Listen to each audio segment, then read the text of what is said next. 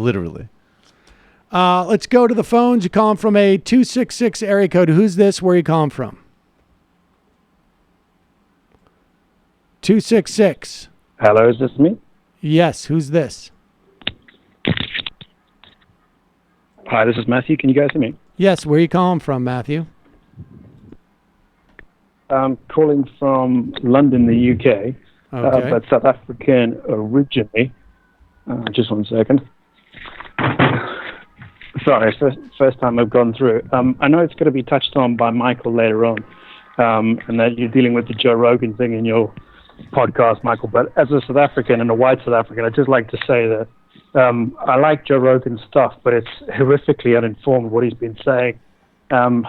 It's just a good example of how he's just generally slapdash, really. All right, well, hold on for 1 second, Mark. Show. You know what we'll do? Let's bring up the Joe Rogan clip since you're from South Africa. You probably have some insight into this. Joe Rogan, if I remember correctly, Joe Rogan is from outside of Boston, I believe. That's certainly, I think, where I first encountered him. Did you watch Joe Rogan's clip? Do you know what he was referring to? Yeah, I watched the clip. So basically, what I would say is and I'm not going to be negative here, but let's just talk about like things that happen in South Africa. So South Africa is a place where rapes and gang rapes sometimes don't make the front news, and it's the kind of place where farm workers sometimes get killed by farm owners, and it's the kind of place where foreigners get set on fire because unemployment's so high and there's economic inequality and a very dog-eat-dog mentality. I'm not being negative. That's just the way the country is. It's got nothing to do with race, although race is part of it. It's more got to do with desperation and a kind of culture of violence in the country, in the same way that Colombia has a culture of violence, maybe. So, all right. Well, wait a second. Let's play the clip and let's see what Joe Rogan said, and then you can respond to it. Well, sure. All I've been hearing about Africa lately is what's going on with white farmers in South Africa, which is it's very scary stuff, where people are encouraging people to attack white farmers. And there's a whole lot of socio-political and economic shit that goes on with that I'm not even going to pretend I understand. But that's what you hear about. You don't hear about good things. You hear about how many farmers have been murdered in their homes. Well, that's a shame, man, because... Yeah, it would be a shame. What's the story with that? Are white farmers being killed in South Africa? Yeah, so that is true, but it's mainly because white people still own the majority of the farms. And if I get the chance to speak to Michael, I'll unpack that I don't completely agree with his viewpoint on forced expropriation. But it's literally just a case of if you took race out of it and you said, well, people who are very, very poor and whose ancestors were dispossessed went to a place with lots of money, guns, and wealth, and then were horrifically violent to the people who own that wealth, who live really just next door from them, then you wouldn't really find that story surprising in any other third world country at all. It's just that in South Africa, there's a racial overlay on top of it. So really, Joe Rogan's horrifically uninformed. And when he says, well, I hear about, what you hear about is violence towards white farmers, what that means is what he hears from his racist or neo-fascist friends is violence against white farmers, because even a cursory Google search about violence or crime in South Africa would indicate that it's just across the board. And so for him to focus on that and play that trope of, oh, violence only happens to white people is just completely wrong and ill-informed. It's just lazy, really. And I like his stuff, to be honest, generally, and I used to like it more, but it's just become more and more apparent that the man's A, lazy, but B, he's lazy to challenge his right-wing friends.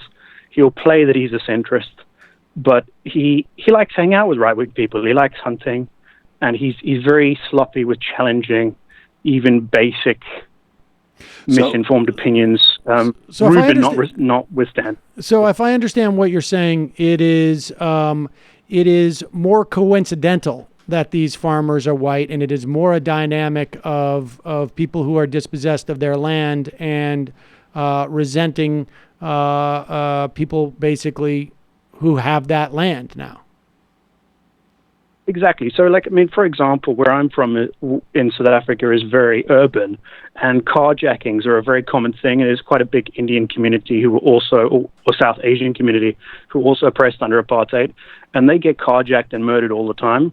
But that will never be told by Rogan's racist friends to him or reshared, because they're racist and they just don't give a damn about the actual realities of South Africa, which are very easy to twist into a white genocide or a race war, the shoes on the other foot narrative.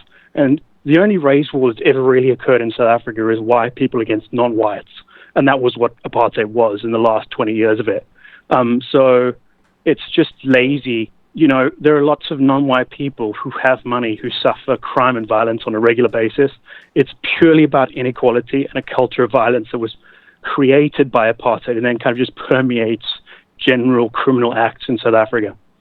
If you want, if I may, just two quick things. I mean, one, we're talking specifically about 9% of the population, I think, with over 70% of the farmland. And so that's just like to put a specific number on it. And obviously that 9%'s mostly white.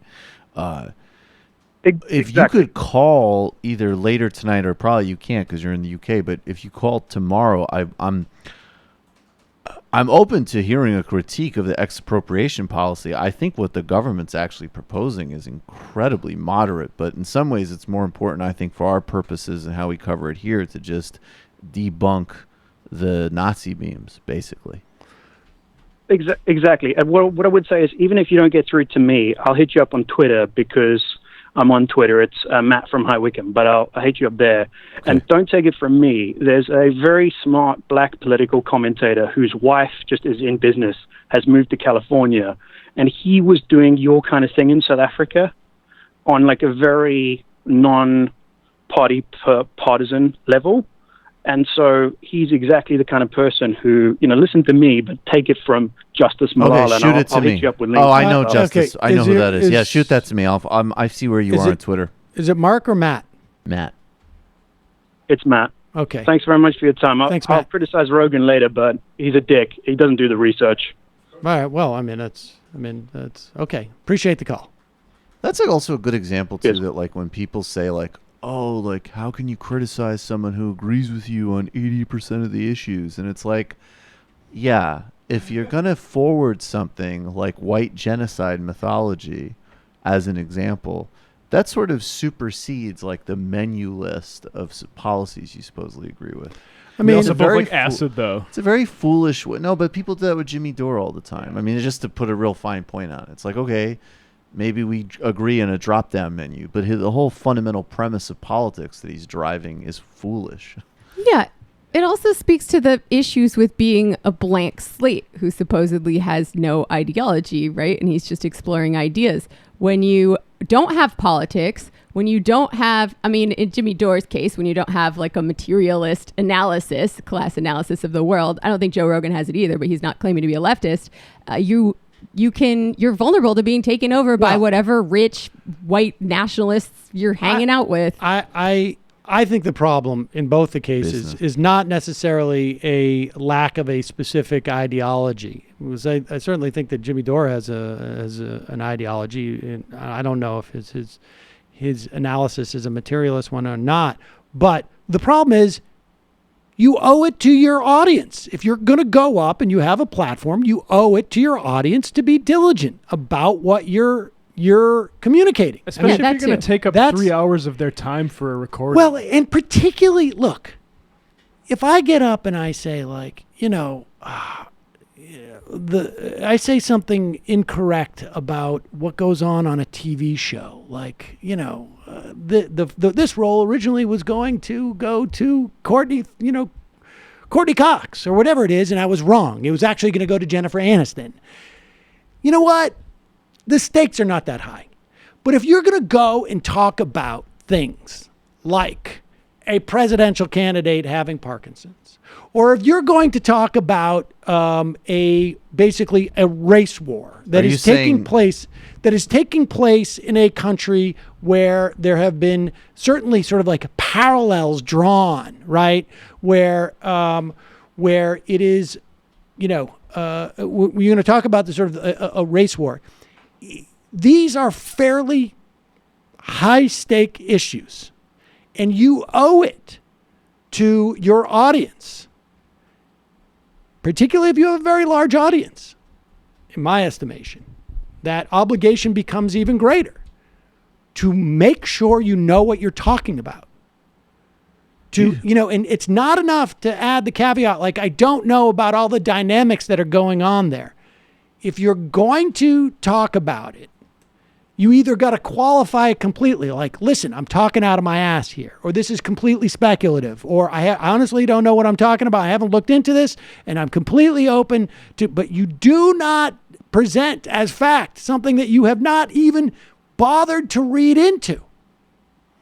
And if you find yourself on the wrong end of presenting this information, you should go back and be very skeptical of the sources in which you get this information in the future. I mean, we've had instances. Don't double down in a tweet. Yes, we've had instances on this program where we played a video that has been, it turned out to be out of context and this and that. And we are very vigilant in not using that entity as a source again. Period. End of story. We see it there, fine. Go find it somewhere else before we do it. And that's the obligation, I think, that people have if you have that position. Now, you can do whatever you want. It's your show. But that's where I think the criticism comes from on this end. Yeah, they're two separate problems, I guess. I should try to disaggregate them a little more. I think they are. I mean, but in this instance, I mean, they both may be problems, but they are separate in this instance. It produced an overwhelming sense of impending doom. I love Sarah Palin on the IMs.